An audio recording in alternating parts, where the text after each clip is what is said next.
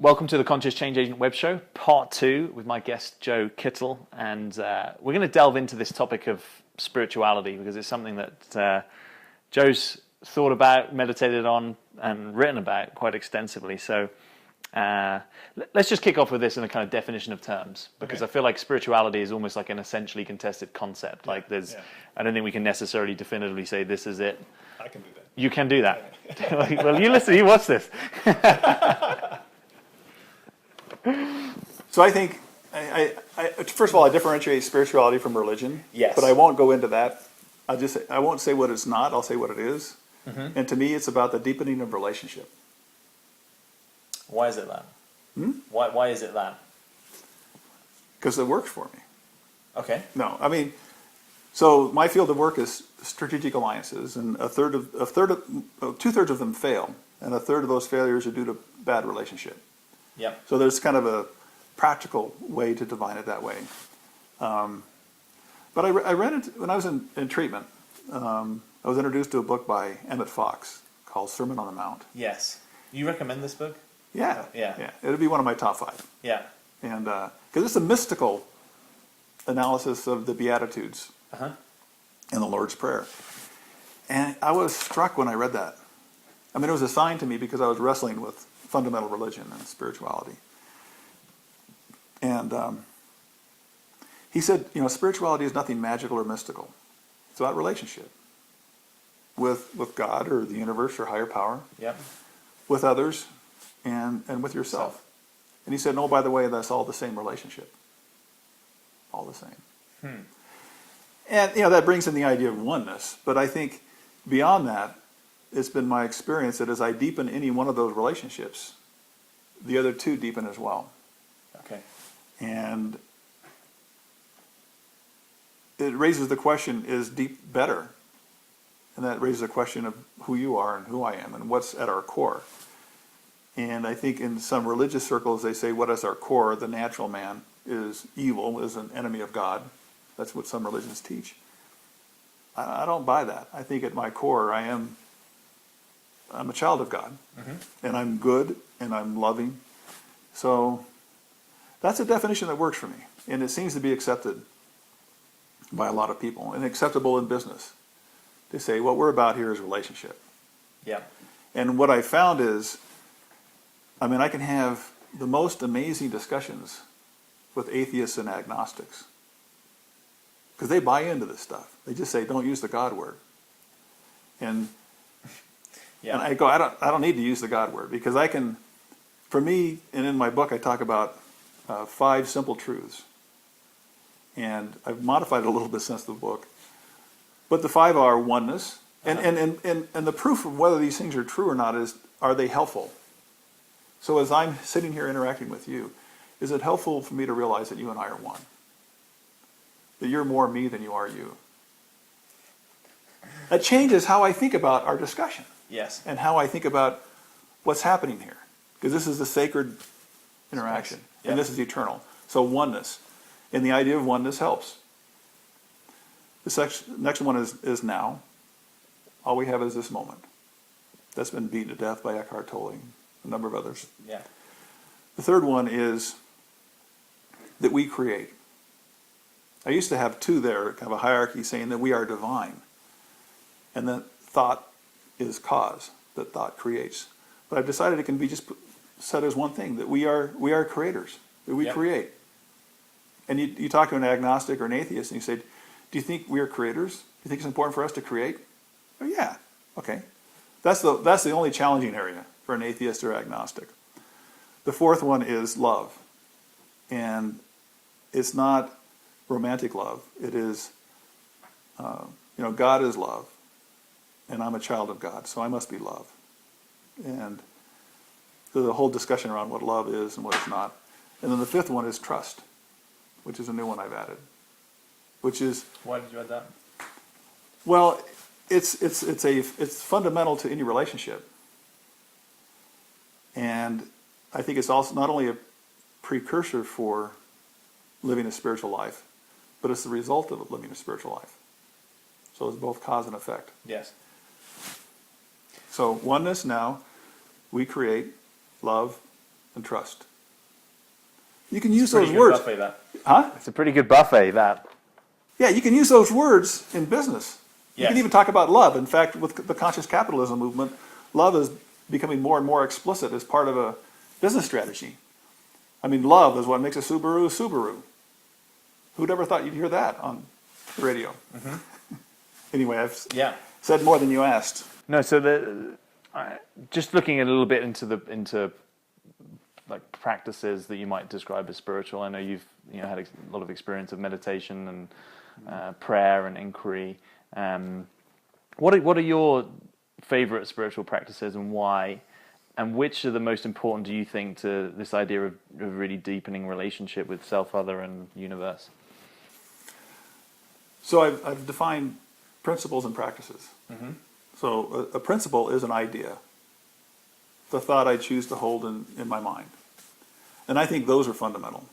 If I can be about those 5 simple truths, remind myself that we're one, all we have is this moment, etc., then my behavior naturally happens. Yeah. And behavior is a practice. So I don't know that I need to have a defined set of practices, although I do. I meditate every day. I have since 2003. But I think practices beyond that can be more spontaneous and just come up. They don't need to be scripted. Yeah. So more the idea of life as your practice. Yeah. But I mean, one that I'm currently focusing on and writing a white paper on is an idea that surfaced in my last few years at HP, which was, I was influenced by a lot by Wayne Dyer and Eckhart Tolle, and somehow I came across this idea of obsoleting myself, trying to make it so people didn't need me. Yep. That sounds a bit like Jim Collins' Level 5 leadership. Okay. That's good. Great minds think alike. But the other thing I was wrestling with was my relationship with deity. In particular, my relationship with the attributes of deity. Because as a strategic alliance manager, you're involved with basically setting up a small company between 2 companies. Yeah. And you need to be concerned about the atmosphere and the climate. You need to be concerned about empowering people, taking care of people.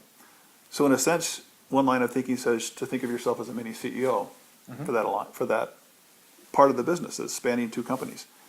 But you can take that a bit further and say, maybe I should think of myself as being the God of this relationship. It's an interesting. Sounds a bit dangerous, Joe. It could be dangerous. I mean, because you get into grandiosity, which it's actually kind of nice because that intensity forces people to be clear about their motives. But I started thinking about, traditional Christian definitions of God are around omniscient, omnipotent, and omnipresent. Yes. So it's interesting because each of those 3 things bring up interesting, unhealthy characteristics of new strategic alliance managers. Omnipresent. They tend to think, I need to be in every meeting that happens between the companies. I need to have all the email go through me. I need to be involved in everything that goes on. And if they do that, they stifle the flow of ideas back and forth, and they burn themselves out. Yeah. So trying to be omnipresent is not the answer. Yeah. And then they start thinking, there's so much stuff happening here. And this is actually an impossible thing, to try to get competitors, fierce competitors in a fear-based climate to collaborate. What I need is more power. So omnipotence, that's the answer. If I just reported to the CEO and I had a big budget and direct rule and reign over this alliance, I could make people do what needs to be done. Number one, you can't make collaboration happen. You need to allow it to happen. Yeah. Number 2, it ain't going to happen. You're not going to report to the CEO, and you're not going to have as much budget and people as you need. So that leaves us with a third one, which is omniscience. Yeah. And everybody in the business would say, that's what you need to be. You need to be all-knowing about what's going on between the companies. You need to understand the cultural differences, the strategic differences, how decisions are made. We need to be you as a single point of contact I go to and say, how's it going? How can I help? So being all-knowing is the answer. But if you want to be more knowing, you need to give away your knowledge, which flies in the face of traditional thinking in business that says knowledge is power, so hoard it. No, knowledge is power, so give it away.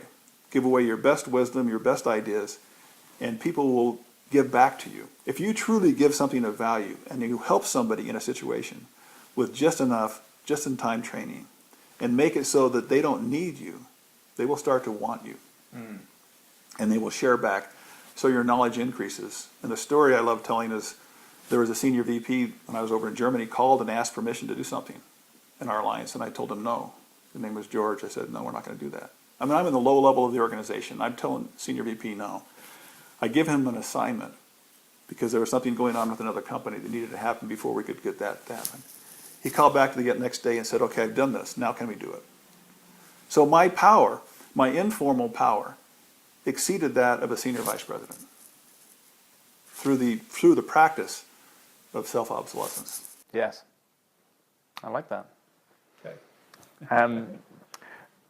Just one other aspect of this sort of, I feel like we've gone into business a bit, but just to bring back this into a conversation about love.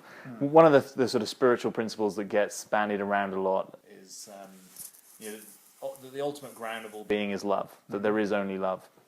And I just wanted to explore that with you, and how does that sit with the other emotions that we obviously do experience as human beings, which are maybe, if you just describe them as non-love, you don't necessarily get the full flavor of that, So if I'm, angry, for example, which can be a really useful, positive force for good in the world if understood and used rightly, is anger non-love in the same way that fear is non-love? Well, I think, for me, I think of love and fear is tied back to what we talked about before about connection and separation. If I'm connected, then I'm in love. If I'm disconnected, then I'm in fear.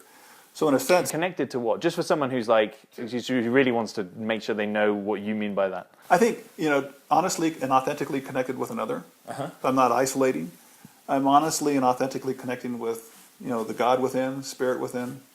And I'm open to connection with the universe or nature or higher power or God, whatever you want to say. So to me, those labels of love and fear are kind of, in a sense, catch-all labels for all the symptoms associated with a connected life, or all the symptoms associated with a disconnected and fearful life. But not necessarily about emotion. I think love is much more than emotion. When people say all there is love and everything else is an illusion, which comes from A Course in Miracles, I think it's basically that God is love, we are love. Love. I think love is the force in the universe that compels us to grow. Physically, or as a physics person, I would say love is the universal force that counters entropy. Yeah. Physicists say that entropy is a universal force. Well, if that's true, then how do we even exist as humans? Because we're a fairly high level, of order and energy. So to me, it's just trying to get us, I think, to think about love in a more expansive way. But I think we still have, quote, negative emotions like anger, like depression. I heard somebody say one time that, you're depressed when there's something within you that needs to come out and is not coming out. Yeah. And I think that's higher purpose. I think it also can be some crap that we've suppressed within ourselves and not dealt with, some shadows, however you want to describe it. And I think anger can be a useful emotion. It says something wrong happened, I've been wronged, or some wrong's been perpetrated to people who are weak, and so I think those are emotions that say, no, something needs to happen here, that call us to action. Yeah. So I think love is much more than romance, and much more than a set of emotions. Yeah. That makes I don't know sense. if I answered your question. Yeah.